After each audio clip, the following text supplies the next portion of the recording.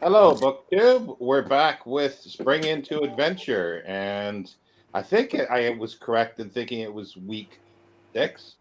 I hope so, but we're close Wow, there. 6 I'm joined with already. Jim at Mystery and Mayhem, Mark at and Debs at Raider Reads, and Greg at Another Bibliophile Reads. So I have finished a couple books actually this week. Two are adventure related, and I think Jim and Mark and Debs were reading the same thing, and Greg has read it before, so I'm sure he can jump in. But let's start with Jim. Well, what I've read this week, yeah, I finished The Terror the other day, which was great. I tore through that pretty much. And last night, I picked this paperback up the other day. I didn't show it on my channel, but it's short stories by Alan E. Norse. And I read the first story called The Counterfeit Man, which was really good. It's reminiscent of The Thing. Yeah, it's a very short story though, but it's in a spaceship, and one of the crew members or two of the crew members have been taken over by this alien. But you can't differentiate them from the actual man, right? But it was a good story, so I've never heard.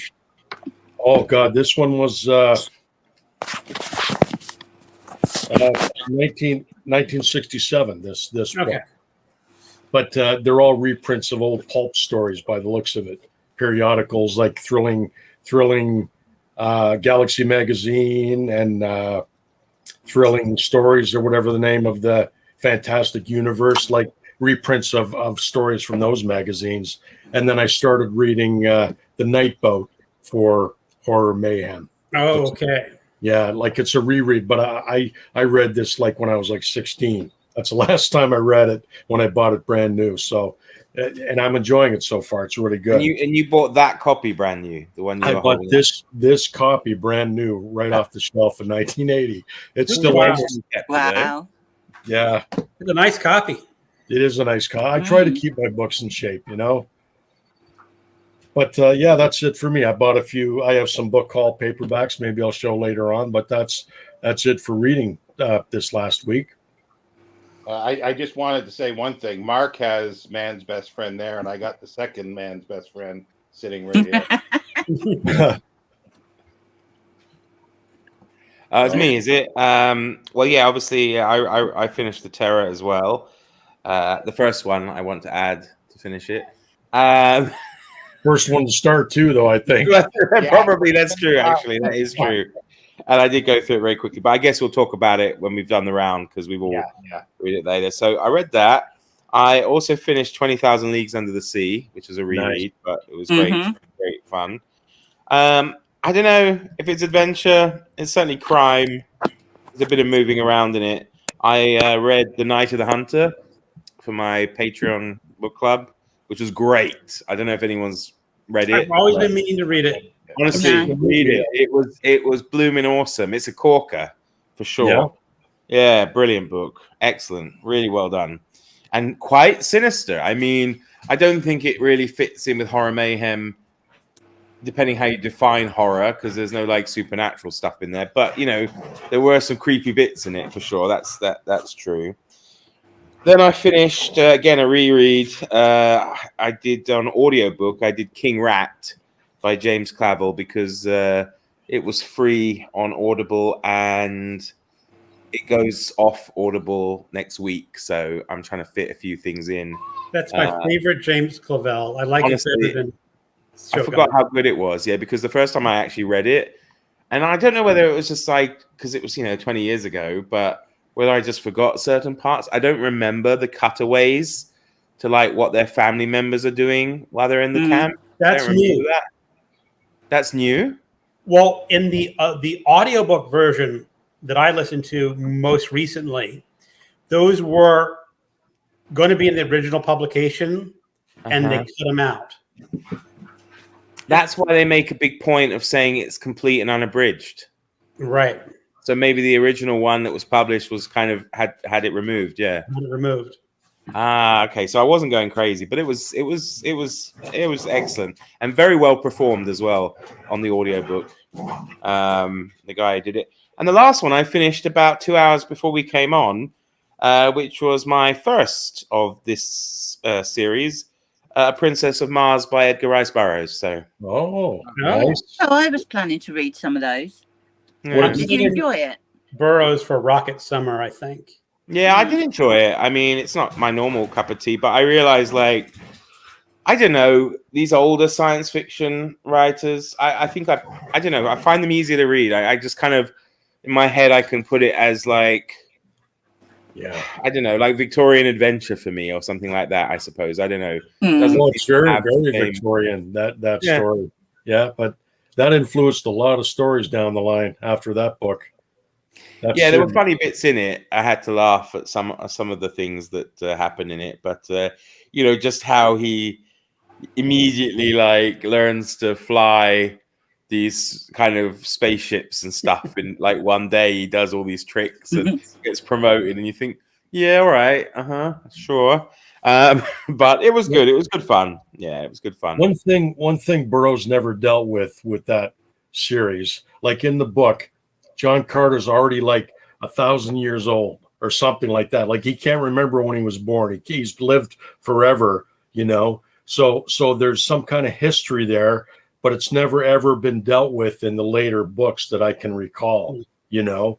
And it's almost like he was from Mars initially, even though he's not like a red man of Mars, you know. Mm-hmm. Like there's history there that's never been dealt with. So I Yeah, but it just was good. I'm glad I Yeah. read it. I mean, I've seen so many people talk about it, and I thought, I yeah, love- I'll give it a go. Yeah. So it was very short. So that's me. Andrew is saying here, you wish the books he bought in the 80s were the same shape as Jim's. Yeah, me too. Well, I have to say, I'm from the 80s, and I wish I was in the same shape as Jim's book. So, I don't have many of the books that I bought in the 80s, unfortunately. I wish I did. I I've don't got a think I couple. have. I have a that couple. bought. I got a couple that I brought to England. A biography of David Livingston and two books on silent film. So yeah. And I got them all signed since I was here. So that's really cool. I have one literally right next to me, actually. There's a lot of books I had that I wish I still had, but Yeah. No, You I know. got rid of all my good ones. I mean, I kept the ones I shouldn't have kept, and I got rid of the ones that I should have kept. yeah. What's that? Oh, I used to have that. Uh-huh. What is that? Kings and Queens of England, Book 1 from the Ladybird Library. I got it in the 80s, and I even wrote my name and my class in there because I must have taken it to school. So that would have been like 1986. Huh. Wow. Yeah, 75p. Good luck even getting a second-hand one for 75p these days. Yeah, absolutely. Gavin's here. Hi, Gavin. Genre books. Hi, everyone. In case I haven't said hi to everybody so far in the comments. Andrew is saying, I've been listening to the audiobook of Murder in Mesopotamia by Agatha Christie. I like that one. Oh, read by Anna Massey. That could be interesting. Yeah. Mm. The archaeological memoir I finished last week gave insights into the process. Yeah. No, I like that one. Is the Murder in Mesopotamia.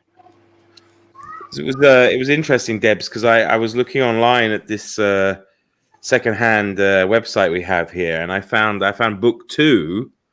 Wow. It was like £10, right? So I was thinking, do I really want it? You know, I don't know. Maybe I'm still thinking about it because you know, all the best kings are in book 1 anyway. So Yeah. Hold on to that one. I want to get the David Livingston one, which I'd only recently, in the past decade or so, found out there was. I just never got it. So if anybody out there has one and doesn't want it, send it on to me. you mean Ladybird one? Yeah, Ladybird, David Livingston. Yeah.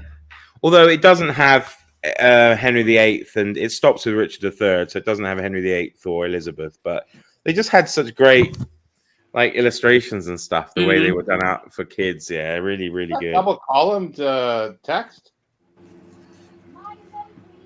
Sorry. Is that double columned text?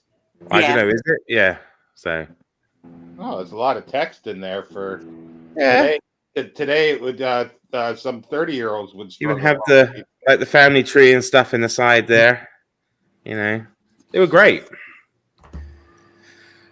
You finished? Yeah. Debs? Um. Hey, sorry.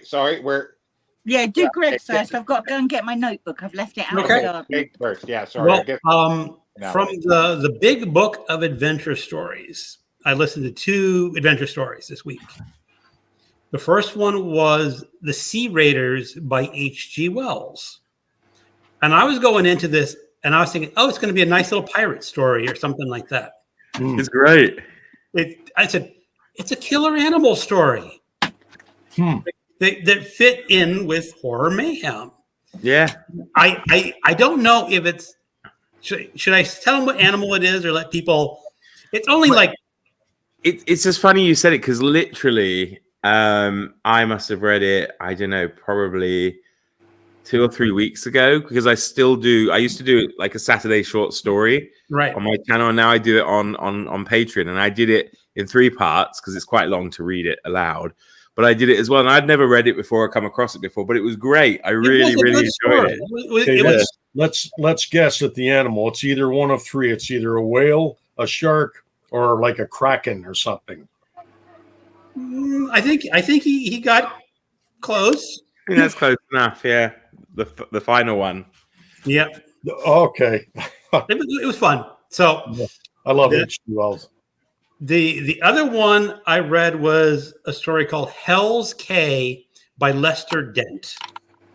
And Lester Dent is more known under his pen name Kenneth Robeson for doing the Man of Bronze. What? Doc Savage. Doc Savage. And it was just a silly story of.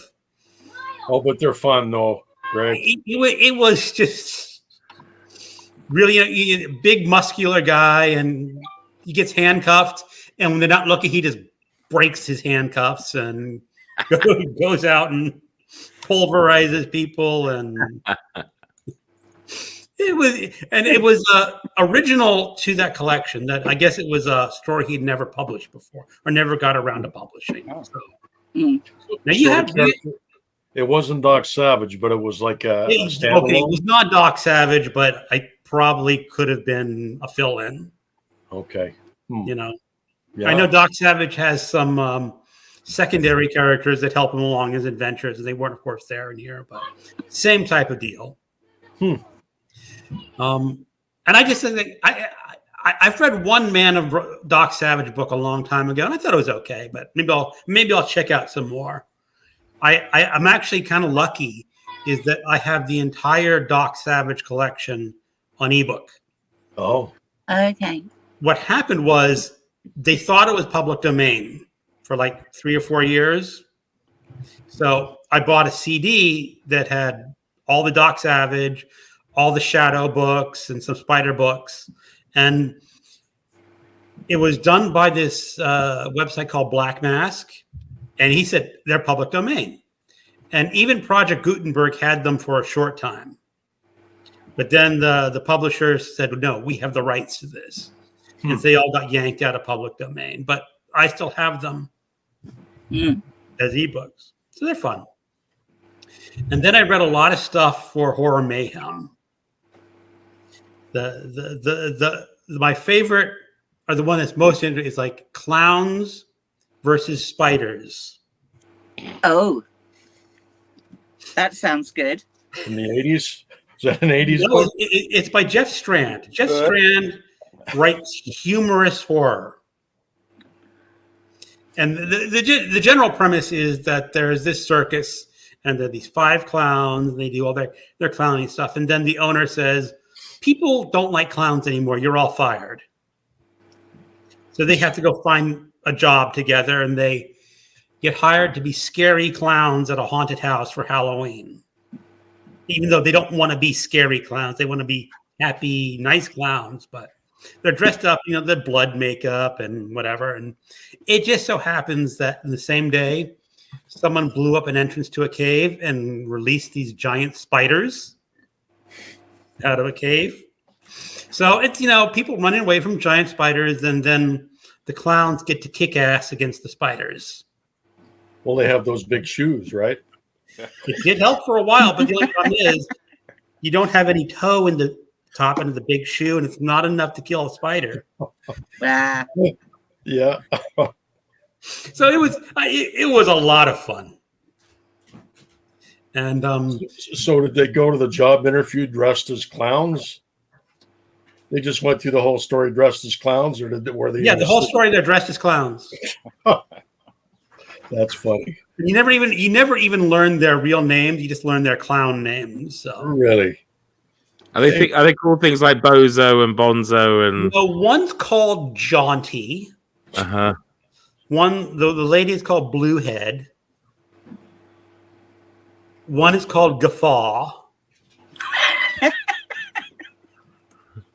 I mean, the thing is, Jeff Strand has this really quirky, low-key sense of humor that's just really fun to read, and you can read it super fast. It's not complicated at all. There is no remote way of mistaking it for literature.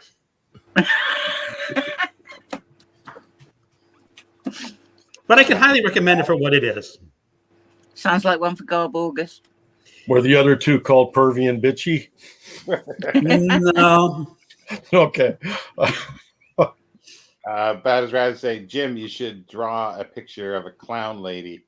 You're a talented artist and a brilliant detail artist. Oh, thank you, Jess. Yeah, I could do that. You could do a sexy, scary clown. Yeah, I could do that. Put it up on my Instagram. Mm-hmm. I don't understand how clowns are supposed to be a big phobia for people or being scared. It's like being scared of the mailman. If I you meet don't get a it. clown in a dark alley, don't tell me you wouldn't be scared of a clown in a dark alley at midnight. Come on now. Well, one of the funniest lines. in this Anybody book- dressed up in anything in an alley at midnight, you have to Yeah. be wary about. Yeah. Yeah. Well, one of the funniest things, the whole premise is that people think clowns are scary, so they can't work in a regular clowning. But since the clowns killed all the spiders, they become heroes, and everyone likes happy clowns again. And there's a line that Stephen King was really mad. He says, "I'm going to sue." He said, "I've just written It Part 2 or whatever." Well, I'm waiting then for DC or Marvel to create a new line of the superhero clowns. I remember when my Got it. when my kids were little, and there was a birthday party at the school, and they had a clown there, and he did his bit, and it was balloon animals, and did his bit, and then now I'm sitting down there. He comes down, he sits beside me, and he's just talking to me like a regular guy, lights up his smoke, and then I just realized I'm sitting here talking to a clown. It was so bizarre, But yeah. I don't know. I don't know what it is, why people think they're scary. Just you can't see the person's face. Anything that's like a mask, I think is kind of creepy because Maybe. you can't see the person underneath it. Okay. You know what I mean? Yeah. Yeah. Well, that means people that think that must have been during the pandemic must have been terrified to go out. Well, think about it. You couldn't see anybody's face. I mean, my wife used to work out. She worked with the public and stuff, but she'd meet the person afterwards without the mask, and she wouldn't recognize them because she only recognized them like from the nose up. Mm. I had a similar thing happen to us when I was a kid. We went to San Francisco for a holiday, and on the plane, my mum broke her tooth. And when we arrived, one of the first things she had to do was find a dentist in San Francisco. And she did. And maybe it was a day or two later, we were out shopping. And this guy comes up to her and says, "Hey there, Pauline. Good to see you. How you doing?" Of course, my dad's thinking, and we're all thinking, we've never been to San Francisco before. Who the hell is this person? And of course, he twigged later. He's like, "Oh, you don't recognize me without my mask on." It's like, "Oh, yeah." Wow. It was the dentist. So Jess Well, says she wears a mask. I thought of that actually. Jess, you wear half a mask. That's okay. I like talking about people.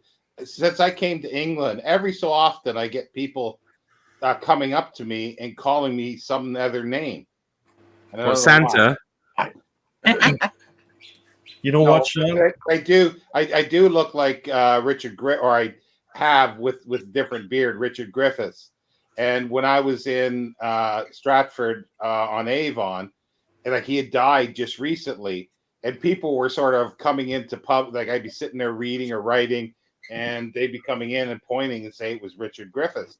And then usually someone would say, no, he's dead. And the usual answer is, well, he's looking pretty good for being dead. Oh boy. Thank you. I get that a lot. Ask does she scare you? Little bit. Hi, Jenny. No. Not Hey, at all. Jenny? Hi, Jenny. Maybe Jenny's going to wear a mask for her debut. Oh, is Jenny starting a channel? No. She's going to be on my Sunday reads. Oh, A week from this. Is it this coming week or not? Not this Sunday, but the next Sunday, maybe. I think. Yeah, next Sunday. Yeah, next Sunday. Yeah, 19th was it? Yeah. See, I thought I'd put it out there so she's still, it's harder and harder for her to back out. Harsh. yeah. And Debs. Right, I started off this week with this, which is always good fun. Oh, 39 steps. 39 Yes. steps. Oh. Yeah. Oh, That's those always are good. wonderful covers on those new paperbacks. I know, aren't they great? They're not that new, Sean, these ones, I think. This is If it's in the last 30 years, it's new. yeah, that's true. Because Penguin did like a set of them, yeah. I remember buying, the book people, Sean. I bought one of those book, £10 or $9.99. Yeah. So I've got a few of them scattered around. Did have a nice one of Tarzan, actually. I'll go and grab them. Yeah, they actually those are nice too, but I really like these. I've got Prester John, and I kept saying I wanted to get Mr. Standfast. I have to get one with my name on it. 2007, this edition. The cover looks very retro, like they did that on purpose. Like, Yeah. it's like a 1930s poster style almost. Yeah. Yeah. I love that style. Yeah, that's awesome. Yeah. Obviously, I am reading The Terror. I haven't finished it. I'm deliberately going slow on it because I want to use it for week 4 of Horror Mayhem. So I'm going quite slowly on it. But it's really good.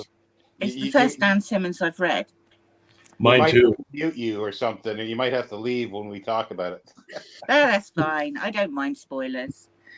Other than that, I listened to Wind in the Willows, which was weird because they changed all the characters to female. What? I know. I don't know why. I don't know why they'd done that. I didn't realize they'd done it before I started listening to it. But by this time, I'm in the car and I can't change it. But Jennifer Saunders played Lady Toad, which was great fun because she was brilliant. But yeah, it was odd. And it meant that the washerwoman scene, he was actually a prison officer rather than a washerwoman, which was weird. That is really strange. Or any changed clothes? Yeah, they changed all the characters to female. I don't know why. So she was Mrs. Toad. She was Lady Toad. Oh, Lady Toad. Lady Toad in a Toad Hall. Yes. I read this, which is another one in the Rivers of London series. I don't know if anyone's ever read them. It's by Ben Aronovich, sorry.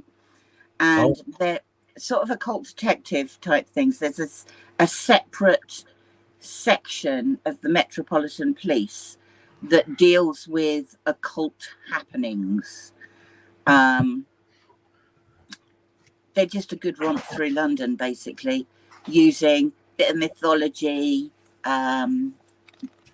bit of supernatural. All the rivers of London are real. There's a Mother Thames and a Father Thames. Father Thames is responsible for the non-tidal Thames. Mother Thames is responsible for the tidal bit with her daughters, who are all tributaries of the Thames.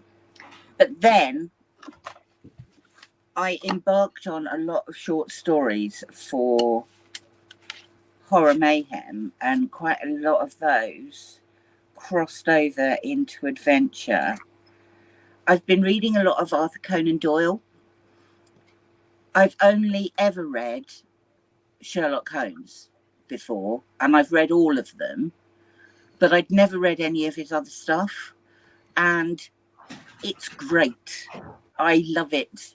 What have I read? I've read The Brown Hand, The Usher of Lee House School, B24, The Great Kindplatz Experiment. There was some more last week as well, but I'm really enjoying these short stories. Nice. I've read some odd ones. There was one called The Brotherhood of Mutilation, which was really quite gross, by some guy called Brian Evenson. I've heard of him. Have you? Yes. It was really weird. It's a cult that it worships amputation. So you can join the cult if you're a 1 and only have one body part amputated, but the leaders of the cult can be anything up to a 12.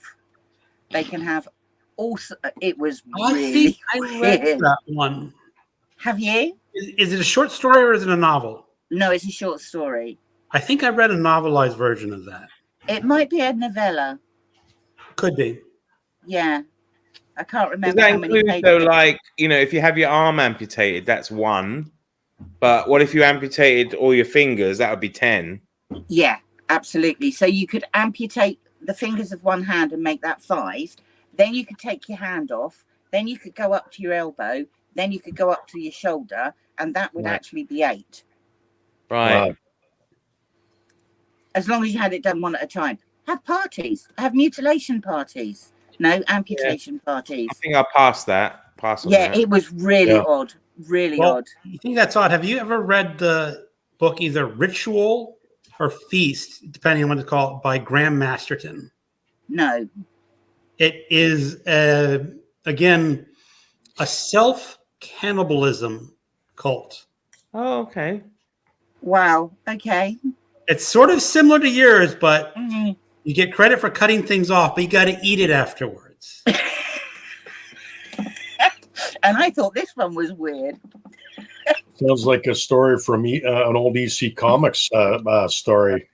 Yeah, this was from a book called The Weird, a compendium of strange and dark stories. And it included authors like Neil Gaiman, Martin Simpson. That's Bart Have I read Simpson. more from there? Oh, what's this? Hines Ewers, who wrote a sort of Black Widow spider story with a woman luring people to their death. Oh, it had Daphne du Maurier in there as well. She Don't does Look pretty Now. good short stories, actually. I have to say, Don't Look Now is pretty creepy. Yeah. That was quite good, I think. But I've read some Guy de Maupassant, I like it. say Arthur Conan Doyle, E.F. Benson. Any W.W. Jacobs? No, not yet, but I do have a collection of W.W. Jacobs. I also read some Roy and Suki Akutagawa. How do you pronounce it? Akutagawa. Japanese short story writer that I really like, but I didn't realize he did dark stuff as well. And then finally, Grimm's Tales for Young and Old. They don't call it fairy stories because it's a proper translation rather than a children's translation. And they're quite good. They're quite dark, quite adventuresome. I haven't read any that I recognise yet. I thought I would show you Debs as a snap. Oh yeah. Have you got And any I have- others? Yeah, I have. I've got a few. I got the second of the Prisoner of Zenda. I've got that Yeah. somewhere as well. I've got Treasure Island somewhere and Tarzan somewhere too. But the ones I could get at was Riddle of the Sands. Oh, I You can see like that one. Yeah. Chesterton's Man Who Was Thursday. Uh-huh. And then the last one is one, if you haven't read it, Debs, you should. It's The Lost World. No, I haven't. But I have got it. So I've got it on ebook, but I've also got a really nice hard copy of it as well, I think. Good. So that's me. That's me. Lots of little bits and pieces, mainly short stuff. Okay. Before I start, we got a few comments here. Reader's Retreat saying hi to everyone. Hello. And Bad is referring to Jenny is appearing soon. And Jenny says, yep, and I'll find an awesome filter to hide behind. Get the popcorn. It will be a great show. I'm reading the book Tear slowly as well. Mm. And Conan Doyle read the Adventures, Gerard this week here at Adventure. Yeah, and There's quite a few of those, isn't there? Brigadier Gerard, yeah. Yeah. Yeah, I might have a look at those this week. Mutilation parties would require a lot of alcohol. Andrew says, I've recently finished rereading the Belgariad by David Eddings, a fantasy series that predates Game of Thrones, and the books by Robert Jordan and Brandon Sanderson, compelling fantasy. I'll take your word for it. She read my mind, Jess. I was going to say that. You need to have morphine, let alone alcohol. I was going to say opium or something like that. Yeah. Or a mallet to the head. Oh, not as the Scott. Whiskey is our morphine. I'm still trying to get over Johnny Got a Gun. I still can't watch. Oh, that's such a good book. It is really one of the great books, I think, that gets overlooked a lot. I saw it free on Audible, so I put it in the library yesterday, actually. Mm. Well, I've read it twice. The first time it was just an Audible book they listened to, and the second time I listened along while reading the text. It's still there's so much to that that's curious because it was an anti-war novel. Yeah. And it was published just before World War II started. And so people weren't ready for an anti-war novel. I'm going to have to reread that again. It's a long time ago, and it's come up several times. So I'm figuring, well, yeah, I got to reread that. Quaint and Curious Volumes, hello. Hello, James. Hi, James. Hi, James. You get credit for cutting things off, but you got to eat it afterward. What a strange point to join the dream. Yeah, I can see that might be quite disconcerting. And Jenny says that sounds typical. For this crew, yes. Yeah. Just says, how would I taste? Let's see. I cut off a finger like a pork rib bone. No, thank you. I say this sets us up quite nicely for talking about the Terror. Yeah, it does. Yeah. I need lots of seasoning. I imagine I'd be tough and bitter. Yeah, you are a crazy lady. Oh. We're going to find out, I suppose. Well, if she has a good filter, maybe not. No. Yeah, but she might turn up and, all right, Paul, how's it going? You know, like that. Well, she said we won't be able to understand her accent, but that's the thing. Usually, it's funny because when I worked in a retail here, every time there were Scottish people, everybody else was pretty well English that was working. They always sent the Scottish person to me because I could understand them. But I don't know if it was started because they thought, oh, we'll just have fun with this Canadian. But I had no problem understanding them. Yeah, but you guys are kind of like Scottish offspring, aren't you? Really, with your boots and your hoose. That would be Newfoundland. You know, they're East Coast. East Coasters, Nova Scotia. Hey. And there's a question, Jim. Have you ever heard a Canadian say a boot? Not really. We talk about it. I've heard it 5 times already this live stream. Boot in the boot. Actually, you hear what you want to hear. You don't hear the reality. there is a memoir I read by a Canadian woman who was being held hostage in Africa for ransom, and she's Canadian. And she said a boot about a lot because she narrated her own audiobook. Really? She did say a boot. So, did she speak with an accent, like a Scottish accent, or No, was it it was Canadian accent. really a boot? Yeah, I've never heard anybody say that, and I don't say a boot. I don't recall, and I lived up in northern Ontario too, so I don't know. I don't recall ever hearing that said like that. Or hello, what are you talking about, That's how you guys speak. Sorry, you can't hear it. But... Bob and Doug McKenzie. That's what everybody thinks. It's Bob and Doug McKenzie. I was going to mention Bob and Doug. You hoser. Hey, the Great White North, eh? Yeah, yeah. What is a hoser? I've heard this a few times. Bob and Doug McKenzie, they were 2 characters played by Rick hoser. I mean, what is a hoser? I don't really know. It's just somebody who wears a toque, parka, drinks Labatt's beer or Molson's. Wears a toque, parka. Not a Welsh hat either. There isn't a Welsh hat in sight. Kodiak boots were big when we were kids. Yeah. I so wanted a pair of Kodiak boots.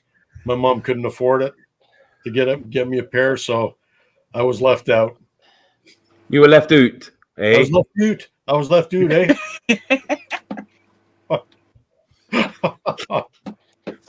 Let's just go back here. Let's see. Just say Jenny plot thickens. We are her Sherlock Holmes, and we'll find out soon enough. Only 9 days to go. Gareth says, "Hi guys, love the accent." Hey, Gareth. Hi, Gareth. TikTok Jenny. Hi Gareth. And Jenny, hey, the worst part is the waiting. You know, like when I did my first live stream, I was nervous. I didn't want to do any live streams, you know, and soon as you start doing the live stream and you're just talking to somebody like face to face like this, it's easy. You're just talking to friends and you're chatting. But I mean, it took me a while to get over the expectation leading up to a live stream. I'm not good with stuff like this. I get nervous and anxious, you know, and but yeah, once you start talking, it's fine. It's not a big deal at all. Was it with us in Dr. November? tomorrow. Yes. Yeah, the first live streams I did was with Dr. November. You know, and then other people were asking me to do live streams, and I said no, you know, because it just made me anxious. It really made me nervous, and I said no. So the only ones I was doing was Dr. November, and then it just got easier. And then we did, you know, Sherlock Holmes, and you know, you're an old pro now. Old pro. I'm an old pro now, eh? Well, like with Jen, we're going to do a trial run in the green room tomorrow. So I think tomorrow. Good idea. That's a good idea. You know, it's just like talking at a pub with your friends. Or just around coffee. Well, I guess I jumped in the deep end. I think my first live was by myself. Oh, see, I couldn't do that. I you know, with all you guys, I mean, everybody fills in the gaps, but if it were just me, like, I'm not a talker. I couldn't fill up gaps with talking. There's no way I could do one by myself. That's where burping and farting helps. That would fill in the gaps. Or barking. Yes.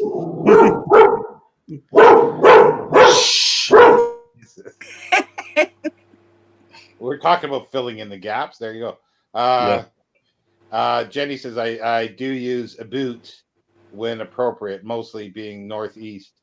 I can talk quite quickly if not paying attention. Yeah, it's that's the thing. When somebody talks quickly and they could, it just when they talk quickly, sometimes I lose it. I can't follow anybody regardless if they have an accent or not.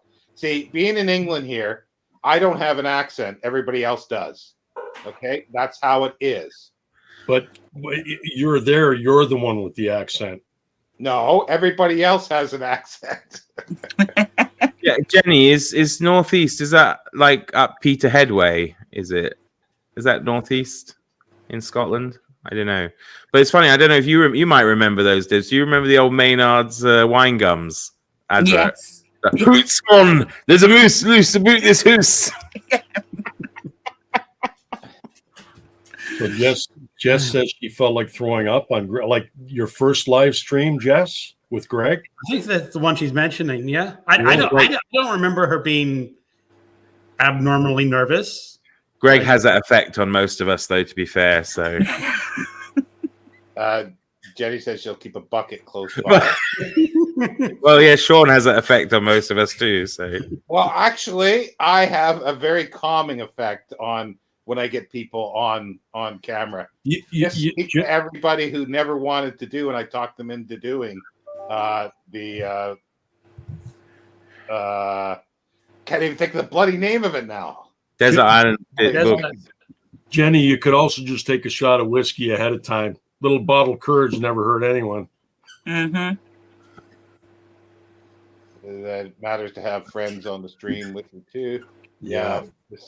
Specifically Dean, though. Well, they were never friends ahead of time, but they're friends now, You notice your own accent more when you do BookTube with international friends. No, I noticed their accents. I don't have an accent. I say that because I'm always thinking of Frank Burns from MASH, where he says, they're in Korea, right? So he said this would be a great country if it wasn't full of foreigners. Yeah, good show, MASH. Yes, the first one, Greg's. Okay, now it's my turn. I'm gonna sort of go backwards here because we'll end with the La Terror. The Terror. I'm currently reading or rereading Madame Bovary, Not an Adventure, with Aaron Facer. I started it yesterday. I wanted to finish it today, but it's not going. It's not as good as I remember reading it the first time. So, yeah, it's okay, but it's not great. Then I read Volsung Saga. That fits in for adventure. Mark read this as well. I read that. And me. Yeah, and me. Oh, you did? Okay, yeah. I found at times reading like a shopping list, but apparently it's like it was put down in the early 1200s, and the people who would tell the tale would flesh it out. So that makes perfect sense. Mm. Sorry, I'm so sorry. What? Because 2 seconds, I don't have an accent. The people who tell the tale will flush it out. I did not say out. I said flush it out. Okay. All right, sure. Sorry. I didn't notice because I'm Canadian, so I didn't notice it. But he doesn't have any boots, and he's always a boot. He's always a boot. So it's Siegfried from the Ring Cycle, but also too. Like most of you haven't seen this. I said this to Mark. It ends. The last chapter is about Wyatt Earp and the OK Corral gunfight. What? Really? That? I'm going. What? I might be a little wrong there. Okay. Slightly. Hey, if that was the case, I'd be there. I'd be on that like a. Well, it is somebody called Earp, but ERP, and he has brothers, and they're going into a fight. So it made me think of the OK Corral, and then I started thinking about it and going, well, what has that become? It's a blood feud between families, and it's become legendary and rewritten about, like these things are. Well, it's So funny why because they thought Wyatt Earp's last name has been spelled ERP. Oh, it has. Okay. Yes, it has. Okay. Isn't So that yeah, odd? you didn't hear that. Huh. So I thought that was kind of funny. And then I reread for Horror Mayhem, The Strange Case of Dr. Jekyll and Mr. Hyde. I got to do a video about this. I love it, and it's an interesting way. It's very fragmentary and a bit ambiguous, but I can't stand the introduction by this Deborah Lutz. Everybody knows that Jekyll transforms into Hyde, so she's saying it's transgenderism. Oh. Okay. Okay. And because they don't, because he says he doesn't feel like his own body, but she doesn't say anything else. And I'm going, okay, you get pissed. It doesn't feel like your own body. So that means that you're going through transgenderism when you're pissed or when you got a fever. It's like complete bollocks. Well, that's fine. I've got no problem with that. But I mean, that's not what that story is about. But No. maybe it speaks to the same things. Yeah, you well, know? that's the thing. There was actually a movie called Dr. Jekyll and Mrs. Hyde or something like that, where it did deal with that. Yeah, but that's a modern take. But the thing is, by using the thing of saying that she doesn't, or he doesn't feel like it's his own body, you can use that as an example, but you have to give other examples that would be contemporary to the time. Yeah, and then she says, because somebody says, "Oh, he's a queer guy," she's using queer, saying that that's queer as in LGBTQ. Well, queer. He quite possibly was, because we don't know what Mr. Hyde got up to. Yeah, but Sean, there's a story about when Stevenson wrote the first draft of Dr. Jekyll and Mr. Hyde. He showed it to his wife, and she was just so horrified that he burned the manuscript. And there are anecdotes that said that Mr. Hyde was, in the story, explicitly homosexual. Now, is that true? Is that not true? No one knows, because the manuscript is gone. That's the thing. And but she's taking this as she's showing that people have said, like, they take these things, but they take it and run with it. And that's what I'm saying. It may be, but you can't say it was. She's saying it was. Well, nothing is taken at face value anymore. I know.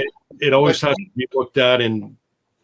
Yeah, but she doesn't. She doesn't in this. Well, I think it's better when you don't know. She says that people have said that he makes Stevenson was so personable, and he had long hair. He made men fall in love with him. And then his best friend was John Addington Symonds, who was gay, who was openly gay. So therefore, she's building this up that he was, and it's like, well, maybe he was, but she's not giving any other side to it. And then, but then the strange thing is, she's using the word queer. They would not have meant that in that word. No. But then she uses the word. She says, like, oh, a bunch of faggots, because a bunch of sticks for starting fires. She says that that's what that means. So how can she then use one to mean something now and not the other? It really bugged me, because it's like it's bringing it like she just. Also, being gay and transgender are two separate things, though. Yeah. You know. Yeah, but she it's a hash. It's terrible, the introduction, because she's supposed to be an academic, and she doesn't give other possibilities for these things. She's basically saying this is how it is, and this is how it was. I read a book like that last year. It was called Jane Austen, The Secret Radical. And who was it? I think her name was Helena Kelly. And she was talking about, first of all, Sense and Sensibility, where there is a scene where someone cuts up a leather purse with a pair of scissors. That apparently was indicative of female genital mutilation. And then there was another scene in, I think it was Northanger Abbey, where she's trying to get into a chest with a key, and that was all about masturbation. And I'm afraid she lost me completely because it was just, you know, pluck a modern concept out of the air and see if we. I had a teacher in college, and she was trying to say that the rocking horse winner was an allegory to masturbation. You know, I'm going to quote Freud. Sometimes a cigar It's just a is cigar. just a cigar. Yeah. Absolutely. I mean, Absolutely. we could lend these things, you know, different, you know, meanings till the cow comes home. But I mean, Well, especially is that Freud you're quoting or Bill Clinton? I thought it was Freud. Was it Freud or Bill Clinton? no, Oh, Well, the thing is that people have attributed so much stuff to older literature. It's like I remember reading an essay one time, and they were saying that every single Victorian story, they stressed every, where two men are friends, it's a homosexual or it's homoeroticism because they're friends. So, and then she's saying this too because there's no women in here, so therefore it's homoeroticism because of this. So, okay, so following that logic, you've got a guy that goes out as a farmer and he lives by himself. Is he homosexual? Well, there's no other men there. Is he heterosexual? Well, there's no women, but there's animals. So it's bestiality then. That's by her logic. well, and they've been trying to do that with Sherlock Holmes and Watson for forever, you know, and that was never Doyle's intention, I don't think. To bring us over to the terror, though, Sean. Yeah. What about the fact that Simmons has just picked a few people and made them homosexual, even though we don't know necessarily that they were? Yeah, but he's writing now, like, and he's explicitly saying that they were, so it's no ambiguity with it. And that's but he's taken that license, though. He's taken that license with their legacy, and you know, as I said, the people he portrays in that book, they were all real people, all of them, including Hickey. Now, if you were Hickey's great grandson, you'd probably be a little bit upset. Well, doesn't he have that thing? Historical characters are used fictitiously. He balanced Hickey and Magnuson out with Pegler and Bridgens, who were just awesome. They were two of my favorite characters. And I, you know, like it's almost like he didn't want to put homosexuals in a negative light. So then he showed Hickey and Magnuson as evil, awful people. Well, Hickey was. And then Pegler and Bridgens as like outstanding individuals, you know, and I like how he did that, how he balanced it out. I think it's different because he's not interpreting a text that was written then and saying this is what they meant then.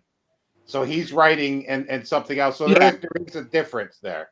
There is a difference. And the thing is that with ambiguous text like this, it is ambiguous. It's not clear exactly what's happening.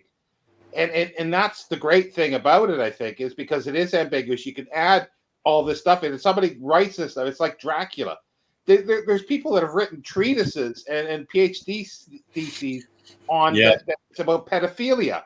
And it's like, where do you get that from? It's like how many interpretations of the Bible are there? You know, honestly, people can just blend whatever they want into it.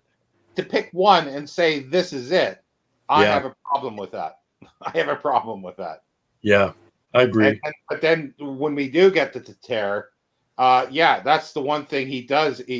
Apparently, Jim, you've seen the TV series that they don't deal with Hickey in that way. They have Hickey killed off and somebody assumes his character. Yeah, I was just going to say, yeah, exactly. At the beginning, that's made very apparent that it's not actually Hickey.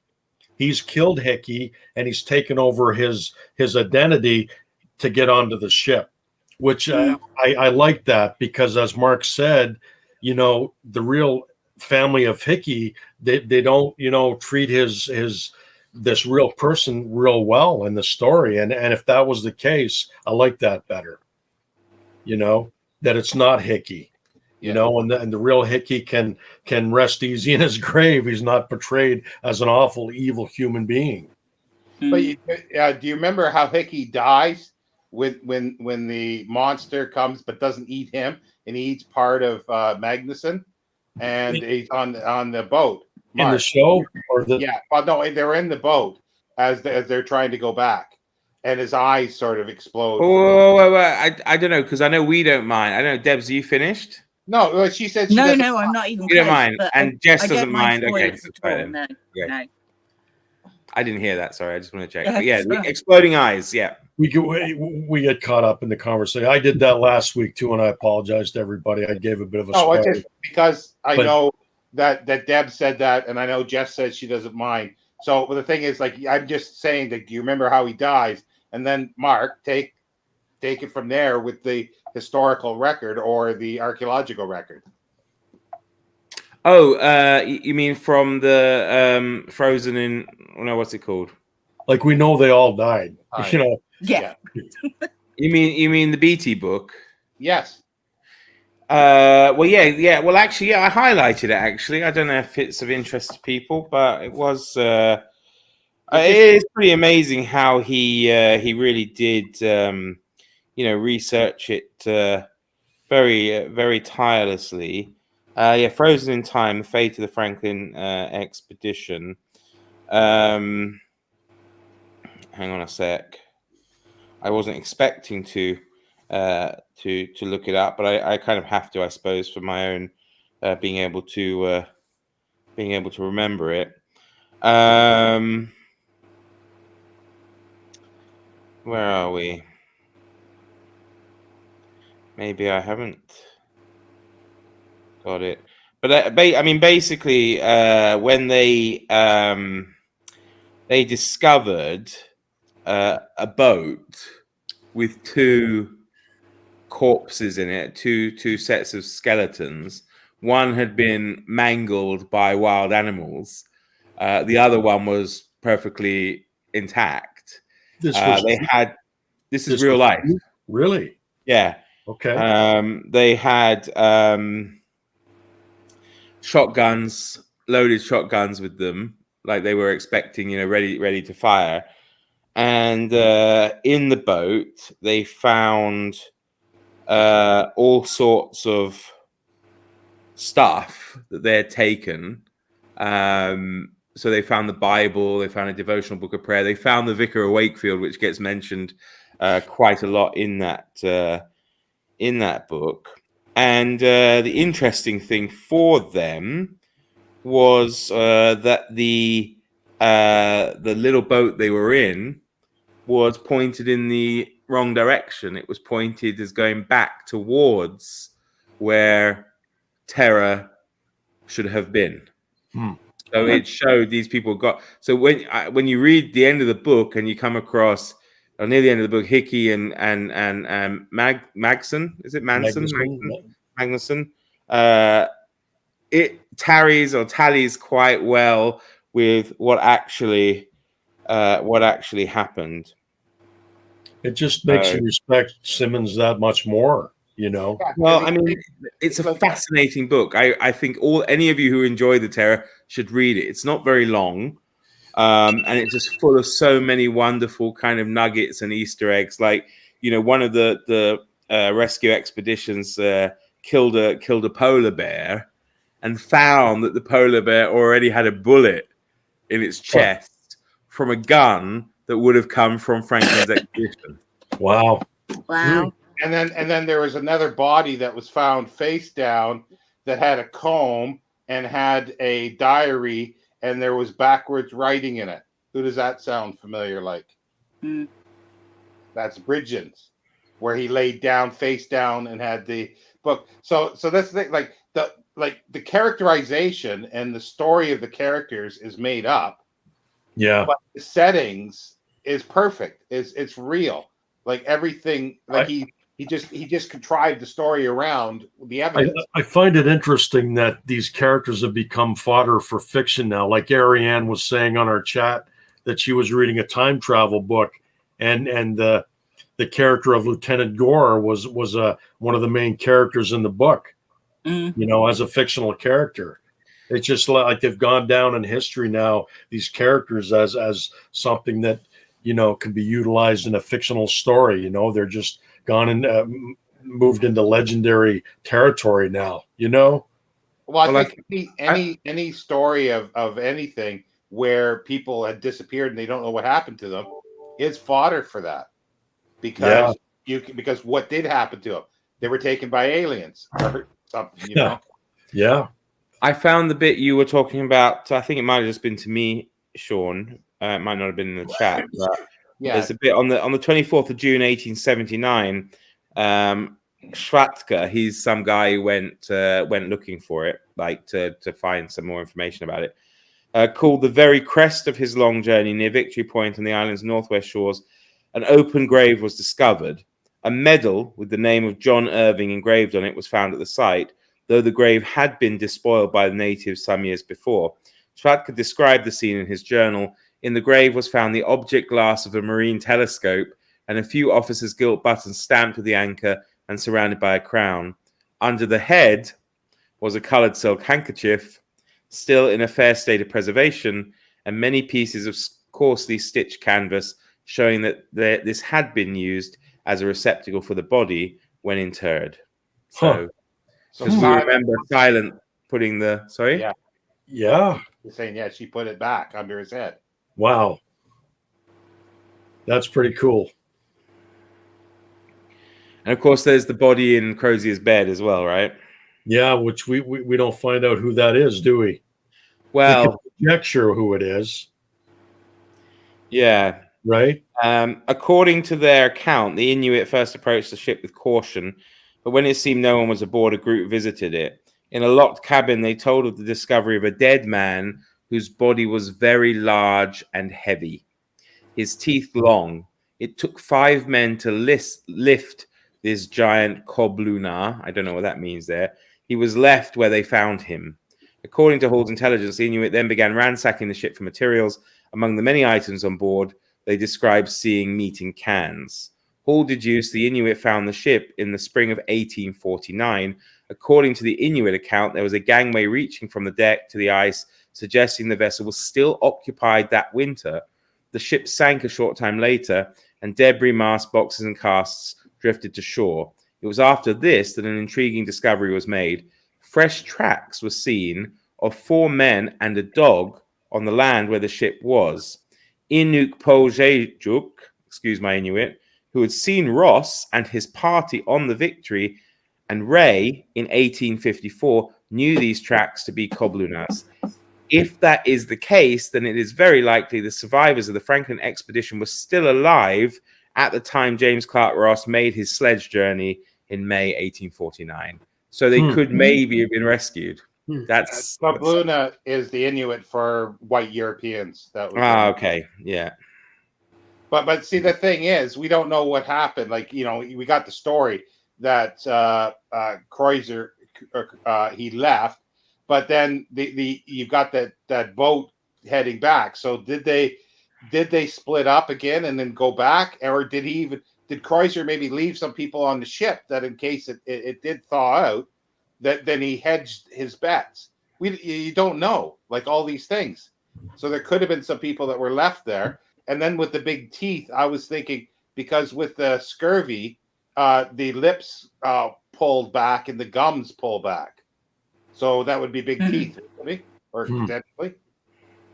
Oh, here we go. Yeah, I found the piece. I hadn't highlighted it, but it says, later Hobson found a vivid indication of the tragedy when he located a lifeboat from the Franklin expedition containing skeletons and relics. Men from Franklin's crews had at last been found, but the help had come a decade too late. When McClintock later visited the boat place, he described his tiny party as being transfixed with awe at the sight of 2 human skeletons that lay inside the boat. One skeleton found in the bow had been partly destroyed by large and powerful animals,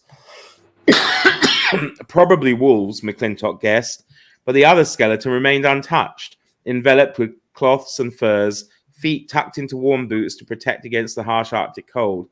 Nearby were 2 loaded double-barreled guns, as if ready to fend off an attack that never came. Yeah. So there you go. Pretty cool.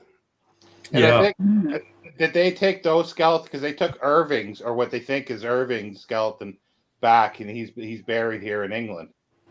I'm not sure if they did that for everything. I mean, it just said careful lists of the amazing quantity of goods found in the boat contained. List was compiled. Everything from boots to silk handkerchiefs to curtain rods, silverware, scented soap, sponges, slippers, toothbrushes, and hair combs were found. 6 books, including a Bible in which most of the verses were underlined, a manual of private devotions, and the Vicar of Wakefield were also discovered and scoured for messages, but none were found. The only provisions in the boat were tea and chocolate. McClintock judged the astonishing variety of articles a mere accumulation of dead weight, of little use, and very likely to break down the strength of the sledge crews. So I'm curious about Franklin's cabin. Was it the way it was described in the book? Did he take up so much room, and he had all? He did. He's the only one who had a cabin. But going back to the Crozier one, which is quite interesting, is the Inuits said they left the body there because they couldn't lift it. Yeah, it was too heavy. Now I googled it last night, didn't I, Sean? And the Canadian National Parks Expedition, or whatever it is, the people carrying out the excavations for this, said back in 2019 that the best preserved part of the ship, the Terror, is Crozier's cabin. However, they've been unable to get into it yet. So it's tantalizing to think that body may still be in the bunk skeleton. So you might know someday who it is. 2019. Really? Why can't they get in? Well, because I guess it's underwater, isn't it? Well, they're probably trying to preserve it without destroying the interior of the cabin, so they have to be careful how they get in. Yeah, and the window of opportunity up there for proper excavation, underwater excavation, is very small. Wow. So and they've got both ships as well. They've got Erebus and Terror. That's fascinating. And then who gives money for this? Again, it's funding. If there was tons of money, then they'd have a lot more people working on it. They probably only have a few people, and they're struggling for cash. How many of the men have they found? How many of the crew members have they found? There was over 150 men that died on those 2 ships. Like, have they? They found a few. I don't know. I don't know. I mean, then the problem is they find different parts, because I guess the bones could be carried off by various things. Bodies could be devoured and parts of them missing. So they just don't know who's who. Now, obviously, people like Irving have identifying features. What's his name? He had a French name. They identified him because he had the gold tooth. And I think Dan Simmons mentions his gold tooth. One of the officers, is he an officer or one of the first mates, second mates? Devereaux, was it, or something? Yeah. So, they can recognize some people, I suppose, by those things, but otherwise. Like they said at the end, towards the end of the book, they just stopped burying them and they just had to leave them where they were. Yeah, because there has been bones on the surface. Like there was a survey done, a walking survey basically. So they have found bits of bones here and there, and they've been cataloged and taken. So theoretically, I don't know how well DNA works on bones, but they might be able to, if there was money or interest, they might be able to find out. They'd have to have family members now, though, to cross reference with the DNA. There would be enough, probably not direct descendants of some of them, but there would be cousins or brothers or sisters. You can tell like third cousins, fourth cousins, and exactly. You can probably say it's a good enough sample that this is probably who it was.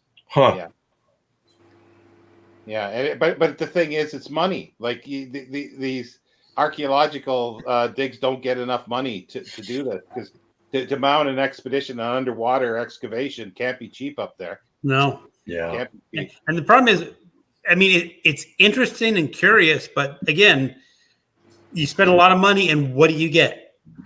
Answers. Be right back. Answers. Mhm.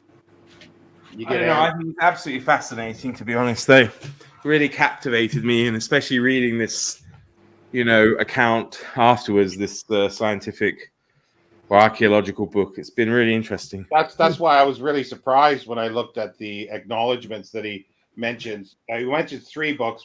The third one I haven't read, but I've read that one long time ago in the early '90s, I think it was. And then I read the Pierre Burton one, the what's it called? Arctic Grail, I think it was called. It's the history of the Northwest Passage, the search. My I think the chat's gone quite quiet there, hasn't it? Right. I don't know whether we're rapturing them or they've gone to sleep. my wife was de-thawing a roast. I had to go flip it. So, honey, if you're listening, I flipped the roast. Jess has put up a couple comments. They're going back though. It's the funniest live with Greg was when Alan sent me his prescription drugs. Okay. Debs, do you listen to audiobooks while working on a project? I love to crochet listening to an audiobook. I listen to audiobooks in the car going down to look after my grandson, which I do Wednesday and Thursday. So I have a 3-hour car journey if it's good traffic, both directions, which was enough for the entire Wind in the Willows this week. Wow. But that's the only time I really listen to audiobooks. Other than that, I'm a physical book type of person. Andrew Mainly says, because if I'm sitting too comfortably, I fall asleep. Andrew says he's still listening, and Jenny says all of you have such calming voices. That's good to hear. We put That's her to nice sleep. to hear. We put her to sleep. Yeah. Hypnotic. Andrew says he hasn't read the book in question, but it sounds interesting.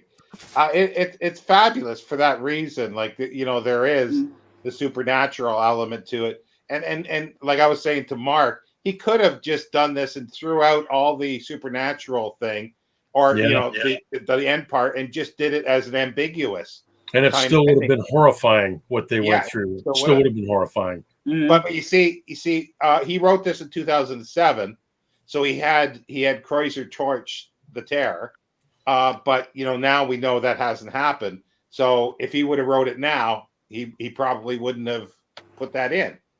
He would have contrived something else for it, because he just used everything, all the evidence that was there. And I just love that, because more writers should do this. Like there's so much stuff, like when people write about Victorian times, there's so much stuff that you could just descriptions of stuff that you could lift. How did he know that the body was still in the cabin then, if they hadn't found it at that point? Because it was an Inuit story. Oh, the Inuit. You're right. Okay. Yeah. Sorry. Yeah, because some people went around and literally interviewed them right up until the 1920s, asking very old men or whatever, asking anything they could remember or find out about these white guys. Thing is, they did come across, like the Inuit recorded that the fact that they did come across them, like they met. So that part, I mean, they didn't slaughter them like in the book, but they did meet them. And the thing is, they gave them some food, but they didn't help them that much. And of course, the Victorian man is going, how horrible of these natives to allow these poor men to starve to death. But the problem is, the Inuit themselves were living at really subsistence level in that area. Yeah. And as I said, there were cases of even them starving to death. And he lists like different cases of when it happened to the Inuit themselves. So, there was very little environment. Well, and you're living, and you got some crazy white people pulling these boats by you with desks and all sorts of stupid things. It's like, hi, goodbye. Because they did report finding a load of documents, whether it was books or manuscripts. The Inuit didn't know the difference, but they gave them to their children, who tore them up as playthings. I So read that in the chat. How frustrating is that? If, Mm. if you're a man who dies, and that's your last words written Yeah. down for posterity, and it's just destroyed by children. But Awful. there was a cool thing because they put that message in the cairn, and we were laughing about it, weren't we, Sean? When he's like, "Oh shit, I forgot to say where I'm going," and because he says it in the book.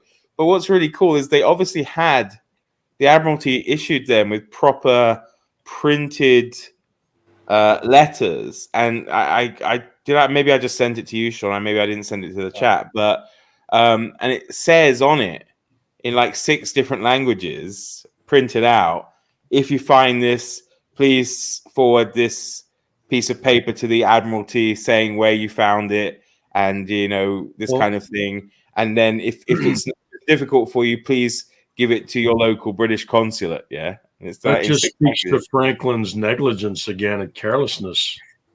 He just was such a pompous ass. He wasn't. He really wasn't. They loved him. His men liked him. But That's I what mean, they did though. Yeah, but there's Simmons putting it out like that.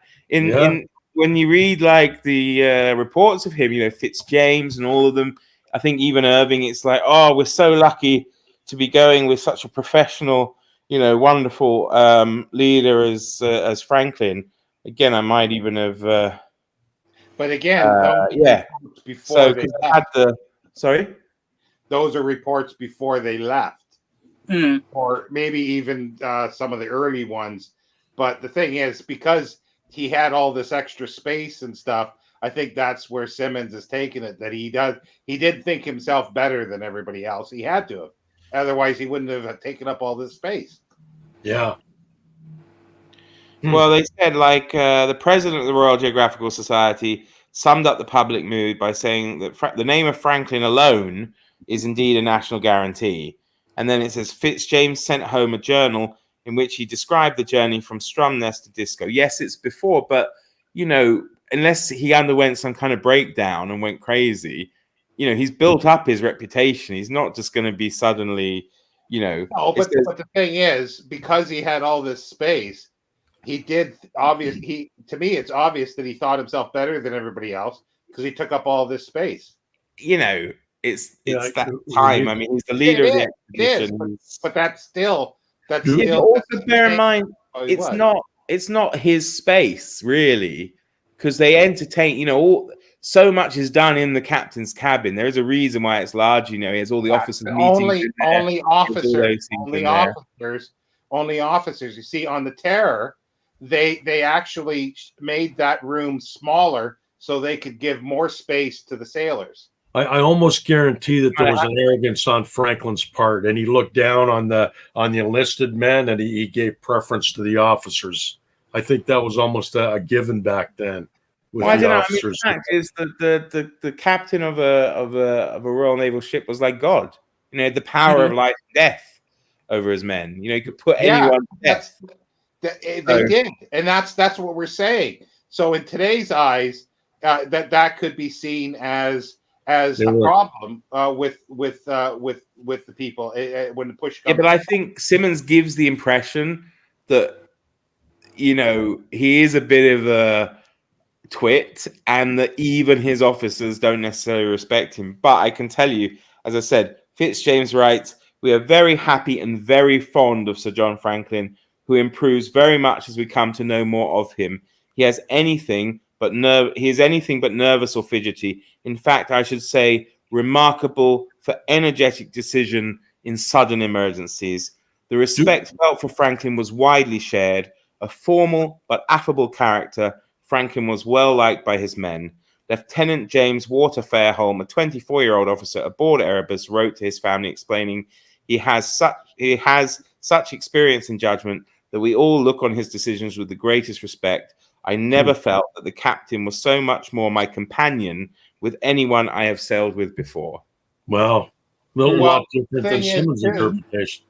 His previous expedition was not looked on by the public as very well, because Simmons goes maybe, I think, a little too far on it of them laughing at him eating the shoes, but that was something he was questioned of his abilities from the previous expedition. So there was, and the thing is too, those are public records that they're not private things. That's why, like, I'm hoping that they actually find some diaries or logs underwater, and they're able to read them, because then you might get a different view, because they might personally talk about him differently. Do we know how Franklin died in real life during the expedition, or no? No, but we are pretty sure he died before Yeah. Everything went tits up. Oh yeah.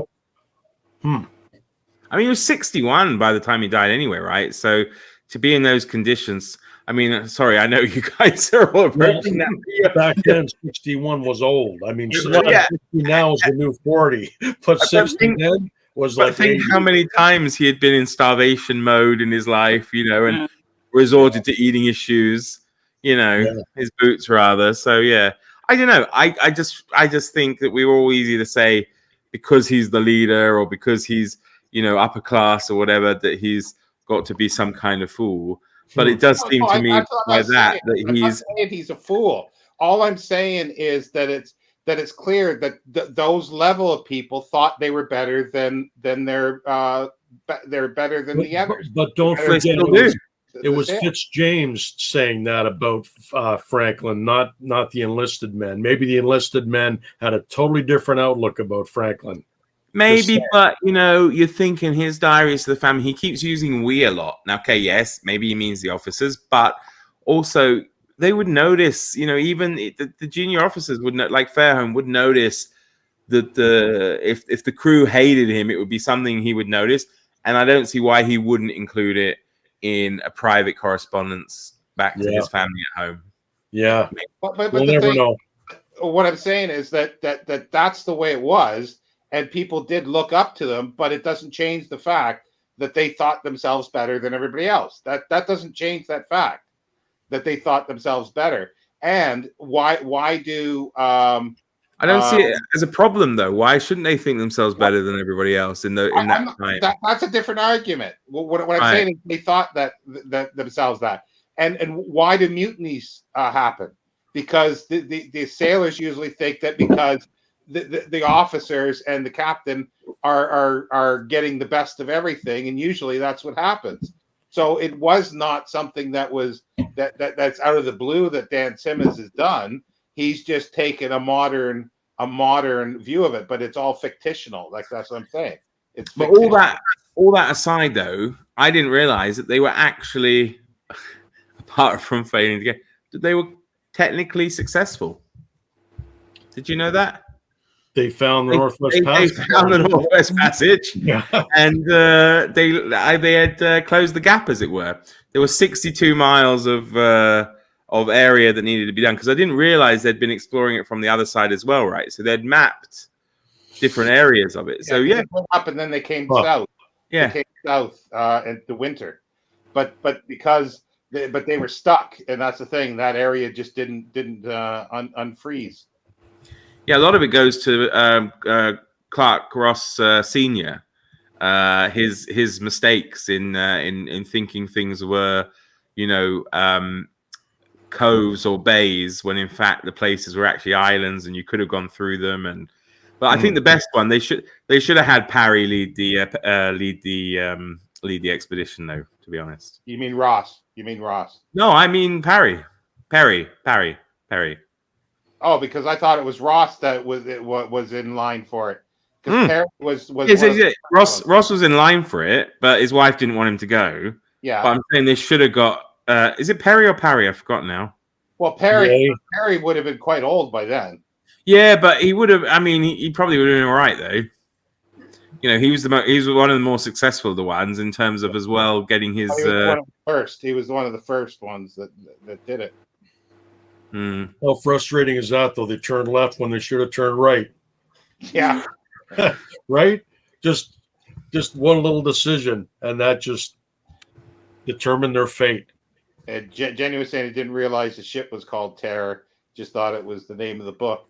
Well, that's the thing, but the name of the book is not referring to the ship. referring to the creature. Oh, you mentioned the story, Jim, that you read that was like on Who Goes There. Yeah. But did you notice that? Well, Dan Simmons has a penchant for adding in the things, Easter eggs. References and stuff, and he names it the Thing, and then he does say Who Goes There at one point. And I don't think these are accidents. Could be because it's in the Arctic, right? And it's got the same vibe, the same atmosphere and feel.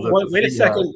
Man, Who Goes There was Antarctica, and the Terror is the North Pole. So yes, yeah. But the movie is in the Arctic. The 1951 film is in the Arctic. Well, but all the movies are in the book are in the Antarctic. No, the Arctic. The Arctic. Not the Antarctic, the Arctic. I just meant in a general sense, like a snowbound, icebound, right. Men are isolated and they're, it just had the same kind of vibe to it. So maybe there's something to be said to what you said about Dan Simmons. Maybe it was a little bit of a nod to John W. Campbell. He does. He does. Like he at least I know he does that in the Hyperion Cantos. So I have no doubt that he's done it in here. And then he's also, which I thought was kind of funny because there was the one line he says, "Make it so," and it's like he's probably just throwing that in as well. Even I got that one. Yeah. I've got these PI novels, Hard Freeze and Hard as Nails. I read the first one. Oh, did you? I bet there's references to older stuff in those as well. There's little references somewhere. XPI Joe Kurtz. I'm looking forward to reading these. Well, Kurtz is Heart of Darkness, so yeah. So he puts this stuff in there, and I don't think it's accident. I think it's and it works. It works. He's a very literary genre writer. He knows his works. Yeah. After reading The Terror, man, I mean, honestly, I respect him, and I'm sure these will hold up. I'm not sure if anyone's read his books Olympos and Ilium, or Ilium and Olympos. No. There are robots in there, and one of them is a Shakespeare scholar, and the other one is a Proust scholar. And they have arguments back and forth, which is the better writer. I got to read those. I do have to read those. But yeah, that's what I mean. He puts this stuff in. He just sprinkles it in. Can you call a robot that gets uploaded information? Can you call it a scholar if everything was uploaded to it and never actually learned it? It was just uploaded to it. That's just saying. Well, it uploaded it, it digested it, and created new commentary. Then it would be a scholar, I guess. Because what do you do when you read a book? You upload it into your brain, right? Well, if the brain is regarded as a computer, yeah, I guess so. And then, well, I have to say, I had a bit of a problem after reading it. I mean, that's part of the reason I went and reread 20,000 Leagues Under the Sea, because I'm not a big horror person, but I do realize that I like these creature features, and that's all the Terror is. I mean, it's a slightly higher brow one, perhaps, but and so I started two other books this week. The Meg, the third book in the series. Yeah, I love them. They're so bad, but so fun. I mean, well, I said they're not that bad actually. They're kind of like sometimes they're that bad. I remember reading the first one. Sometimes bad is good. Sometimes it's entertaining. It's entertaining. But I'm reading another one called what's it called? The dinosaur one, Plesiosaur. Plesiosaur. Yeah, the Plesiosaur. I'm reading, which is the first in another series about a Plesiosaur off the coast of South Africa that comes back and eats people. So yeah. Jenny asked, "Do we ever find out what the creature is?" Yes. That's all I'll say is yes. Yeah, not in a real definite sense, though. It's like a mythical kind of but thing. It's a real. It's a clown. It's a real. What? It's a clown. Clown. Yeah. Yeah, no, it was great. It was really good. I mean, it was that. Well, that's why I read it so quickly. I couldn't put it down. Yeah, well, that's why, like I was saying, I wonder if he would have just did this as these people, getting scurvy, lead poisoning, and botulism, And at each other's throats. Yeah, and Evil. just not sure what they're seeing and stuff like this, and just left it as ambiguous, but a historical sort of recreation of it without the supernatural stuff. Would it have been better or would it have been less? To me, it would have been just as good, I think. And because there's a few things that I kind of disliked about it, like there was a few chapters that I thought that's a bit forced. At the end? Well, even like I don't want to give anything away, but the last few chapters kind of dragged on for me, and I think they were kind of unnecessary. I think it could have been, Well, they were forced to me. It's like I loved the thing about the Inuit, the chapter about the Inuit mythology, but I thought it was kind of forced. And also the chapter of where he's having his DTs and he's got his second sight, which I thought was kind of forced. And then Fitzjames telling the doctor throughout the whole chapter, info dumping and telling him about each boat and the different types of boats. And well, as I said to you, I think I said to you in our chat that it's like he's researched all this damn stuff. He wants to put it in. Yeah. The weird thing is he puts in all that stuff. He puts in all that stuff between, I still forget their names. The two you like, Jim. Pegler and Bridgens. Yeah, he puts in all that stuff about them serving on HMS Beagle. Doesn't seem to be true. I looked it up, right? Which is a shame because everything else seemed to be true. However, the things about sailors learning to read and write on the ships is true because they did take supplies and things to teach seamen how to read and write on their voyages. So that kind of thing is true. But I like that idea that they would teach the sailors because most of them were probably illiterate. They couldn't write, Well, with the libraries too, like with over basically 1,200 on the Terror and 1,700 on Erebus, and then the other private libraries, we're talking over 3,000 volumes of books. And they allowed all the crewmen to grab books when they knew it was at the end. Well, go help yourself to whatever books you want to take. What happened to Greg there? He said something. Yeah, he said something. He's got to go for a minute. So I don't know what happened. No, I mean it's a great book. Really, really entertaining, and I certainly want to try other things by him. But I do have a question because you kind of brought it up, Jim. Is maybe what were people's favorite characters if they had them? I mean, mine was I can never remember his name again. Blanky.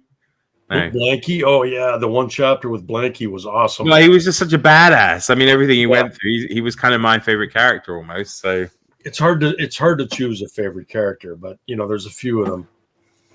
Well, that's the thing. Like to me, I was saying because everybody's going to die, but it's like it's one of those things that you get the favorite. Oh, I like this person, and they're going to die. They're going to die horribly. But. I was pulling for Blanky though, boy, in that chapter. I'm thinking, oh man, he better not die after going through all this. And the person you want to see die doesn't get killed by yeah, with Irving and Hickey, like that scene. Oh my God, I just wanted to kill Hickey. I said, he has to just die. He has to go. Well, I kind of thought that it was going to be Irving that was going to be, if there was going to be someone surviving that book, I thought it was going to be Irving. Well, I think Silence was grooming him a little bit, but then maybe not because I sort of thought that, but then it just dawned on me because she said she sort of knew Kreuzer when she saw him. She knew that he was second sight and all that stuff. Yeah. She was waiting. To be honest, I would have loved it if the book had ended with Blanky walking out of the Arctic. On his peg leg. Leg number 17. I mean, that was hard stuff. Let's keep having new ones made. Jesus. Yeah. Unbelievable. Very good book. So good. I really enjoyed it. I'm glad I read it. Yeah, I'm definitely going to read it again, but I've got to get some other Arctic exploration stuff. There's, we mentioned Time Life books before. There's a Time Life series of exploration, and there's one that has Perry's book, and I want to get that. They're usually cheap. They're kind of vinyl covered, and they're kind of brownish like the lots of their stuff, but it's still cheap, and they're good. They're good reproductions. Yeah. And You okay there, Greg? Yeah, I'm gonna have to go in a couple of minutes. Oh, I know. I think my wife came back from her afternoon, and I think she's got me some sort of treat that she bought me from a pastry shop. So That's a good reason. It's a yeah. bit unfair though not to bring us something as well, though, Yeah. eh? well, if you were down here in Virginia, I would give you a bite or two. Yeah, we could all fit easily in your basement. It'd be quite nice to crowd around. Yeah, and have a chat. yeah. If you don't mind camping out on the floor, I mean,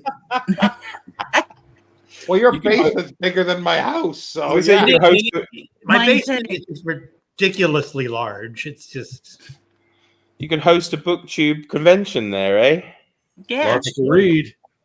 Wouldn't run out of anything to read, that's for sure. Alex Day's here, and Jenny says, "Show us the munchies, Greg." you want me to show you? Hold on, let me show you the munchies. Oh, see, Jenny's got good taste there because she's enjoying Meg too. Yeah. Oh, that would be fun. It is fun, and you learn. I mean, okay, the story's a bit cheesy, but you learn a bit about the creature. I mean, again, he has researched like their feeding styles, and he looks at the way sharks work and all this stuff. That's kind of interesting. Yeah, I imagine. I love stuff like that. Yeah. I guess the only thing that's held me back from it because I know this is heresy, but I can't stand Jaws. I can't stand Jaws, the film. Oh, that is heresy, Sean. Yeah, it really really? is. So anything about a shark, it just I turn away from it. I'm actually reading Jaws right now for Horror Mayhem. I've got Butter Pecan Blackberry Crumb. Can you Wow. close the comment? Yeah, there we go. I was trying to. That looks good. Mm, Yeah, it does look good. I am jealous. It looks Is that from a really good. bakery you guys go to? No, this is a new bakery. My wife went. I have a local bakery. They don't carry quite this kind of stuff. But she had a ladies' lunch. Where they put ladies go out for lunch and Nice. brought me some goodies. But no, Sean, I'm reading Jaws right now. I'm about 40% into it, and I'm really liking it. I read it for Garborgus last year. I think if you take it for what it is, it's fabulous. Jenny has something that makes it interesting for me is like, yeah, the Meg books don't take themselves as serious as Jaws, which makes them much more fun, and that could very well work for me. They're fun, as Greg says, they're not great. Although while you were out, Greg, I was saying he's quite good on the research of the actual workings of the animals, though. I have to say, on the sharks and stuff, it seems like he knows a bit about that. But they're just fun, They're perfect for Garborgus, probably, They are, but I saw a video because I guess some people are still trying to say the Megs exist, and there's some sites that no. Hey, we don't know what lives in the depths of the ocean. No, this one scientist says we would have tooth remnants. You'd see scars on whales where they got into a fight, and we've seen none of that. So they say no, they're just dead. You wouldn't see any scars on the whales because like they get pretty much gobbled up. So. Going back to biscuit talk, we have a bakery. Sorry, go ahead, Sean. Oh, sorry. They would have to live in the Marianas Trench, wouldn't they? That's where they do come from in the book. But Yeah. nothing that could live there because they get squashed. And it's too cold. They don't like cold water. He's got a way of how they come up, through the bloodstream, as it were. I know. It just, I mean, it's like the book I read on giant spiders. Absolutely zero plausibility, but Yeah. you're having giant spiders eat people in a haunted house. You Yeah, know but this stuff. the You Meg- know the there's Meg stuff under situ- the ocean that we don't know about. You know that. I would I say mean, the Meg thing is more plausible than the giant spiders. Well, Yeah. There's stuff Jenny down says there. Megan's real along with Nessie. And Sasquatch. And Sasquatch. Yeah. Well, there's been hundreds and hundreds of sightings of Sasquatch. How do you dismiss that? Well, How there's do you- one. There's one in the chat with us right now. Dude. I see. Maybe more sure with the long. What about your bakery? Oh, well, we have a bakery up here on the mountain. They make the best cannolis ever. Honestly, the best cannolis we've ever. And we've tried lots of cannolis, but What it's is a cannoli? I always see them on Italian TV shows. And Yeah, I it's never... just an Italian dessert with like a crunchy outer shell with like cream cheese, sweet cream cheese in the middle. It's just like so good. Best cannolis we've ever had. And we've tried lots of them. Just I saw Forget Gary's- about it. Forget about it. Forget about it. Leave the gun, take the cannolis. Well, if Meg is bigger than is Meg bigger than a blue whale? No, Okay. but it won't stop it trying to eat one. No, it's just like you're talking about these things, and it's like I forget what book I was reading. It was sort of there was some science fiction aspects to it, and I go, "Oh, this is not like when it's coming to the real world, it's a history." And I go, "Well, that's not real. That doesn't make sense. That doesn't make sense." Oh, yeah, it was actually watching a TV show where I was saying, "Well, that doesn't make sense." Where there's like a Russian army underneath an American a mall, and stuff like this. But then it's like, yeah, I don't believe that, but I believe the time travel aspect or something in it. It's like, wait a minute, there's something wrong there. Do any of you believe that there's a possibility that somewhere on the earth, whether it's in the oceans or deepest, darkest Africa, that there's possibly remnants of prehistoric animals somewhere? No. Not at all. Oh, No. but there is. Where's your romance? There is, though. I mean, you only have to look at crocodiles or sharks, even. Well, Yeah. that's the one thing. When I read a book on dinosaurs earlier, he says birds are essentially dinosaurs. Yeah. But if you're talking like a stegosaurus or No. something like that, no. There's some prehistoric fish that they discovered they thought was extinct. Maybe that counts, but you're not going to get a Lost World situation where you're running away from raptors or whatever. Wouldn't that be I think it's something? more likely in the ocean than it is on the land. Well, Yeah. still, yeah, but we would have found them by now. There's no way that there's depths of the ocean that we've never. There's no way. Maybe one day we'll find that, but there's no way we've explored every inch of the ocean. No, that's Yeah, true, the but depths of the the animal ocean. life just won't exist down there. But it Almost does. It does, though, Greg. What But about not huge? What about the life animals that like they eggs. found under the Arctic ice that had been down there for hundreds of years, and yet it still survived in sub Arctic temperatures, and they adapt. Life adapts. Life adapts. Life. Believe it when they capture one. What's that? I think I'll believe it when they capture one or photograph one. Yeah. I think the age of some of them, though, I mean, like those Greenland sharks can be, 300, 400 years old? It's incredible. It One is. thing that I found interesting, I read a little essay, and it was an interesting thing going back to the Volsungs. No, that's not the Volsungs. The Volsungs, the Volsungs with dragons. That dragons is a racial memory of when dinosaurs, some leftover dinosaurs, were still around. Like mastodons lived till when people were here, so there might have been a few other dinosaurs that came down and thought to be dragons. And I And thought there's- that's an interesting idea. There's documented stories about these people running into these creatures. Maybe it was a crocodile, maybe it wasn't a crocodile, maybe it was something. Believe that more. I think it it could be a case of finding their remains and then saying that these things might exist, but I don't think they would never have overlapped with proper dinosaurs. Well, Jim, if someone saw a Komodo dragon who'd never seen one before, that could be interpreted and exaggerated in many different ways. That's Komodo true. dragon is not a dragon. Yeah. Yeah, but if you watch the Fritz Lang's Die Nibelungen, the dragon there almost looks like a Komodo dragon. So that was kind of interesting. Where's the romance in your souls, guys? Wait a second, Jim. Yes. Maybe we'll get to an exoplanet someday. Yeah, wouldn't that be something? Where there are these giant carnivorous beasts that you step out on your spaceship, and all of a sudden, astronaut loses a limb or two, or Yeah, we'd last like 2 20 seconds. points if they lose the limb or two. Yes. But a different cult when it's eaten by something else. You know what would kill us on another planet? What would kill us is bugs and the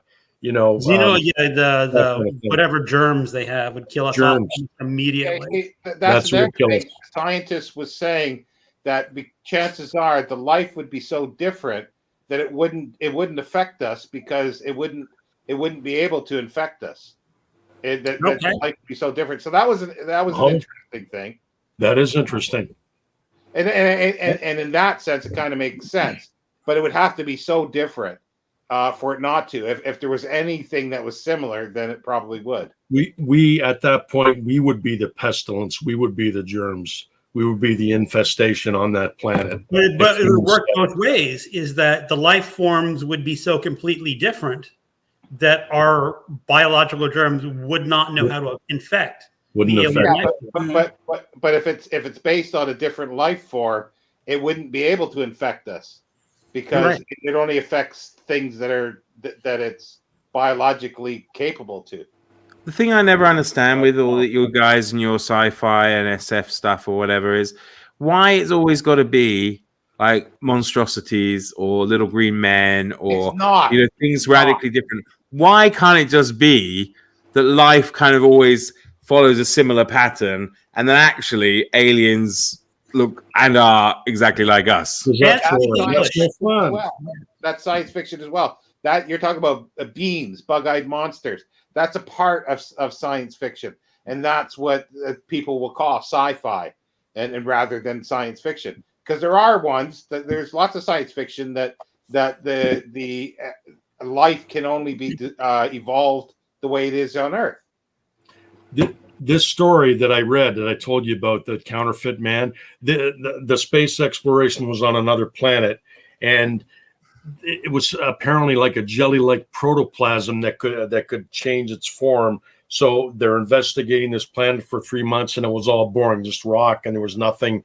But apparently, it had disguised itself, and then it came onto the ship, and it was able to disguise itself as a human being, like totally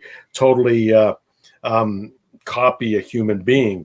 But its initial form was like a little jelly-like protoplasm that lived on the planet. It's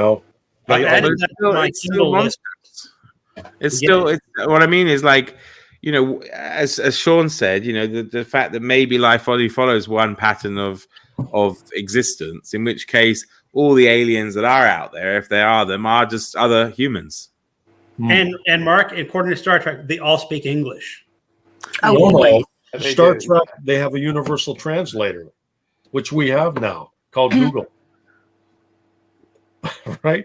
Did you see you downloaded the story, Greg? What? I put it on my Kindle list of things to watch for, because that's the kind of book that I'll wake up one morning and it's gonna be 99 cents or $1.09, and then I'll buy it. Yeah. But though, all this interplanetary exploration, it's the Sir John Franklin's that's going to be doing it, right? I mean, they're doing it here on Earth because they haven't got any other way to do anything. But if John Franklin lived in the year, I don't know, 5058 or whatever, he'd probably be jetting off with his crew They were driven. Her Majesty's Starship Terror to the farther reaches of the galaxy and all this Mark, stuff. Guaranteed you there don't read a will lot of be. science fiction, but one of the ones I like is a guy named Greg Egan, who's actually a scientist in real life. And he says, okay, we really cannot conquer the speed of light. And human beings are really not going to do well in spaceships over long periods of time. Mm. So he says the only way we're going to do this is when we can replicate the human mind in a robotic or computer body.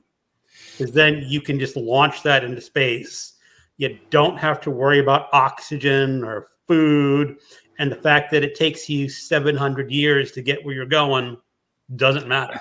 I think all they need is a big library and some of Goldner's tinned food, and they'll be fine.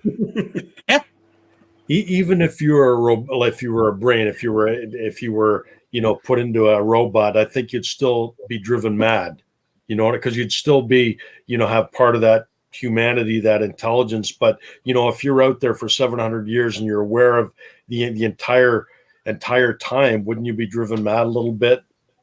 Unless you wear AI intelligence and nothing to do with a human brain. Well, you should pick him up. I haven't read him in a number of years, but as I remember, they can clock down their thinking speeds. So if you're going to be traveling 1,000 years to the planet, you just lower your speed of thought, and 10 minutes it felt like. Maybe they could reverse engineer the evolutionary process. So at the start of the journey, there's a fish with 4 legs, and then by the time it gets to where they're going, Homo sapiens walks off out on the planet. And then it hasn't known what. It doesn't matter anything. There's science fiction series like that. Yeah, Sorry, we're watching the 3-body problem on Netflix right now, and the premise is that there's an alien race that's 400 light years away, and we have to send somebody from now to go find it 400 light years away to find them and find out about them. So there's a man who's dying from cancer, and they take his brain and they put it into a capsule and send it off into space against towards these aliens. It's a whole complicated thing, but it's based on a book by I don't know how to pronounce the name, Cixinlu, Cixin Liu. He's a Chinese science fiction author. Yes, yeah, the 3-body problem. And I read the original book in that series, and I never got around to the others, but I do want to get to them someday. But that's what we're talking about, and his brain is sent off into space. But I think I could get into some of.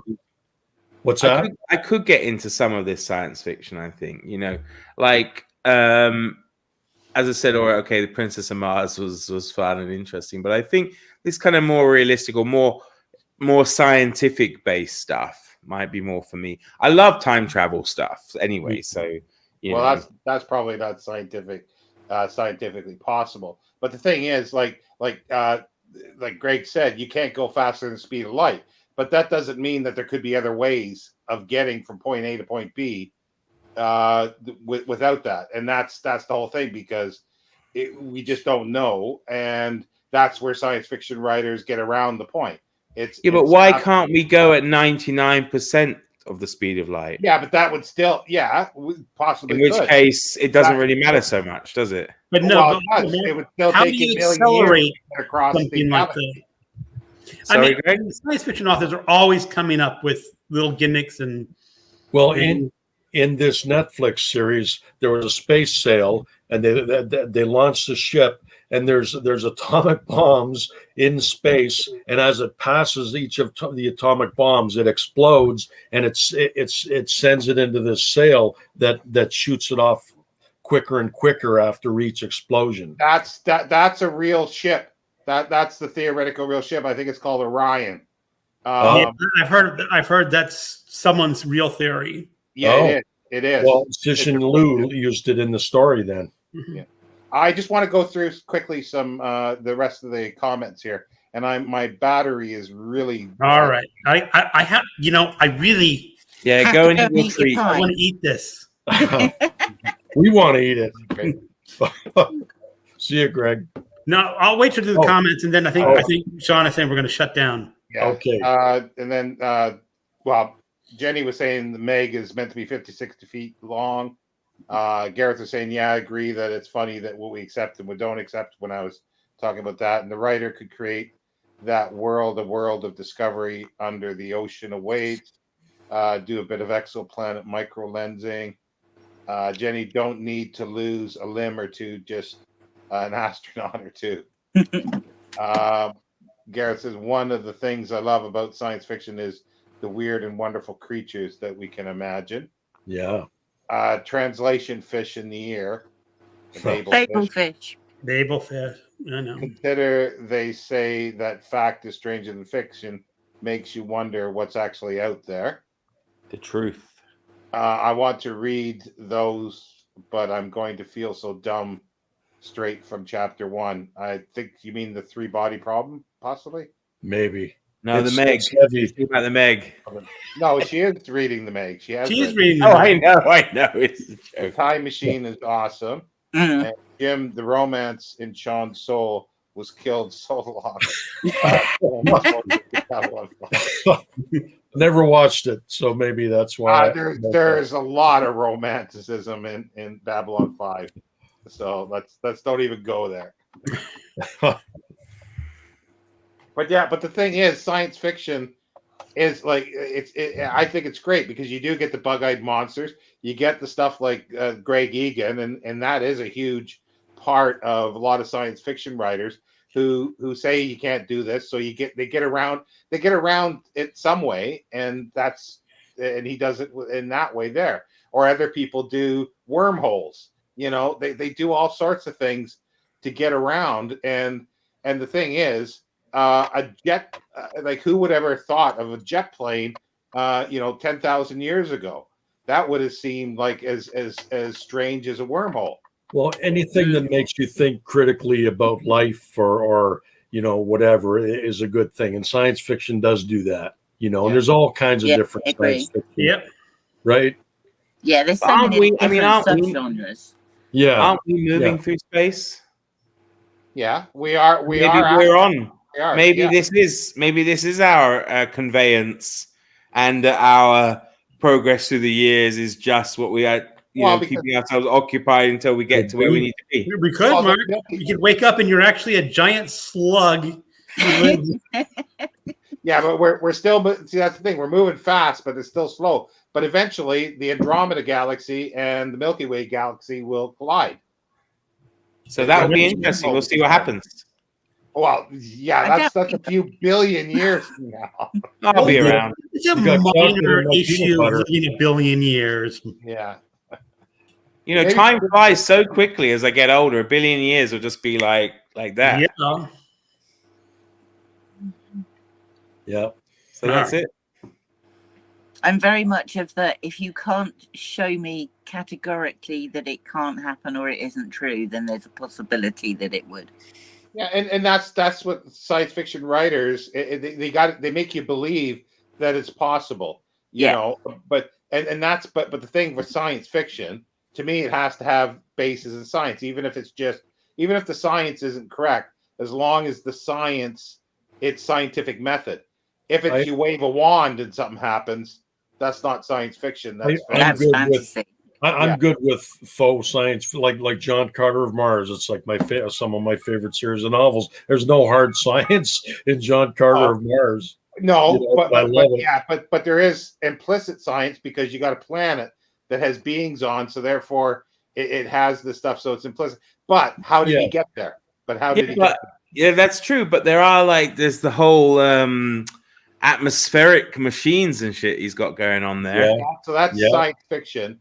And the whole ecology and how the native Martians give birth like they lay eggs. Laying eggs, kind of thing. That's all science fiction. But how did he get there? That is not explained. Projected himself. He looked up and he projected himself. How is he a different species fertile with a Martian? See, but that goes back to what I said. Like he's like 1,000 years old. He can't remember his own origins. No, you're saying he's really a Martian. I think so. That's well, my that could explain how he got back there, because he was just like, it's like a elastic band. It just finally snapped and he went back. But that's my theory. And Edgar Rice Burroughs never really dealt with that after he introduced this fact, and then you never really find out, you know. But that's my theory. He's actually he is a Martian. I'm pretty sure John Carter's public domain at this point. You can make your own now. Make your own sequel. Oh, only some of the, like the first book is, and maybe a couple of the others, but not all of them. There's some later ones that are not. Yeah, it's like Sherlock Holmes. They're finally now, you can now put stuff in. Like there was one of Watson's wives you couldn't write about because it was still on copyright for so long. Yeah. But Jim can do it because they're all in public domain in Canada. They are. Yeah. That's true. There you go. Right. Whether I will or not, that's the question. Well, I guess we're all going then, because as I say, I have a few percentage left. I have 9% power left, and I can't plug anything in here. That's another couple of hours. and I really, this is talking to me. Yes, let's go. You could go on like Go Gareth, eat the pie. Gareth Good thing it wasn't ice for cream. like 4 hours. That looks good though, Greg. Enjoy it. Well, Jules Verne already saw it in 20,000 Leagues. So Yeah, well, there's lots of lost cities that are underneath that actually have been covered with water because of moving water things. There's some that are created, like in Colorado by the Hoover Dam. There's sites and villages that are underwater now. We've been here before. You know, our society has ended and started and ended and started many times before. Well, what's under the ice in Antarctica? Absolutely. Yeah. Or Greg salivating. I can see you dribbling, Greg. I'm waiting. We're closing down. I can wait a few more minutes. Well, and then Jenny says, bye everybody, and she'll be seeing me tomorrow. I'll try to tune in, guys, to yours tomorrow, Sean. But my kids are coming over tomorrow, so no. This is just a practice run. Oh, tomorrow I'll be doing something on Simac, and then Sunday I'll be doing Brandy's thing, and then it's the following Sunday. Mark's going to be on our show Monday, right, Mark? That's right. I am. Oh, nice. For my sins. Though Alan hasn't sent me any drugs, though. So no, eh? Bye, everybody. All right, everyone. Have a good night.